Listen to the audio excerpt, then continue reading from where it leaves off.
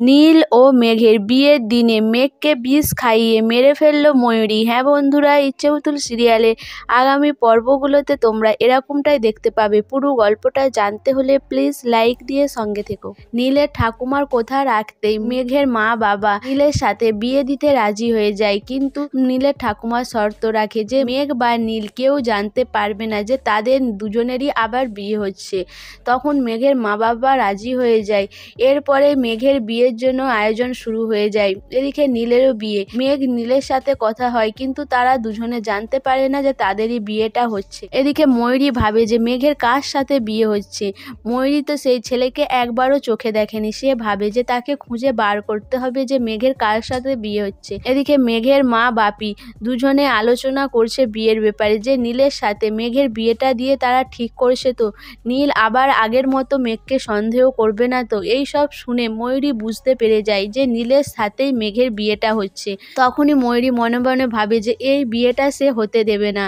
এরপরে ময়ূরী বিয়েটা ভাঙার জন্য মেঘকে গিয়ে বলে যে মেঘ, তুই জানিস না তোর কার সাথে বিয়ে হচ্ছে? মেঘ বলে, কেন? মা আর বাপি যাকে বলেছে আমি তাকেই বিয়ে করছি। ময়ূরী বলে, তুই কি জানিস তোর বিয়ে আবার নীলের সাথেই হচ্ছে? তখন মেঘ বলে, এইসব কি বলছিস দিদি ভাই? তখনই ময়ূরী বলে, হ্যাঁ আমি ঠিকই বলছি, তুই এক্ষুনি বাপিকে গিয়ে জিজ্ঞাসা কর।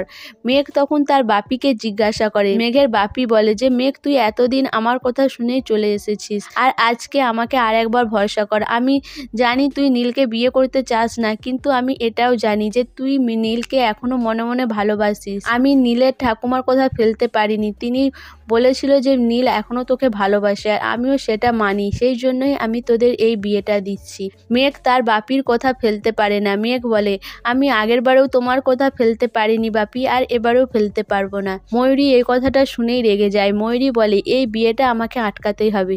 তখন ময়ূরী গ্লাসে করে শরবত এনে মেঘকে দেয়। বলে, মেঘ এটা খেয়ে নে, তুই সারাদিন কিছু খাসনি। মেঘ বলে যে না, আমি কিছু খাবো না। ময়ূরী বলে, কেন? তুই কি আমাকে বিশ্বাস করিস না? আমি কি তোর ক্ষতি করার জন্য এটা দিচ্ছি? তখন মেঘ বলে, এসব কি বলছিস দিদি ভাই?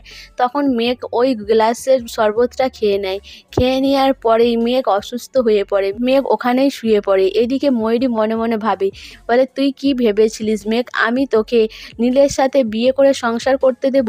আমি এই শরবতে বিষ মিশিয়ে এনেছিলাম যাতে তুই খেয়ে মরতে পারিস। এরপর ময়ূরী ওখান থেকে চলে যায়। যখন কনেকে আনার কথা বলে, ময়ূরী বলে, আমি মেঘের ঘরে গিয়েছিলাম, কিন্তু মেঘকে অনেক ডেকেছি, সে গেট খুলেনি।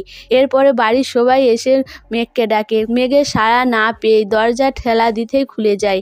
এরপর মেঘকে ওই অবস্থায় পড়ে থাকতে দেখে। সো বন্ধুরা, যদি এরকমটাই হয়, তোমরা কে কে পছন্দ করবে আর তোমরা কে কে পছন্দ করবে না, অবশ্যই আমাকে কমেন্ট করে জানাবে। আর আমার ভিডিওটা ভালো লাগলে প্লিজ সাবস্ক্রাইব করে দিও, আর লাইক কমেন্ট শেয়ারও করো।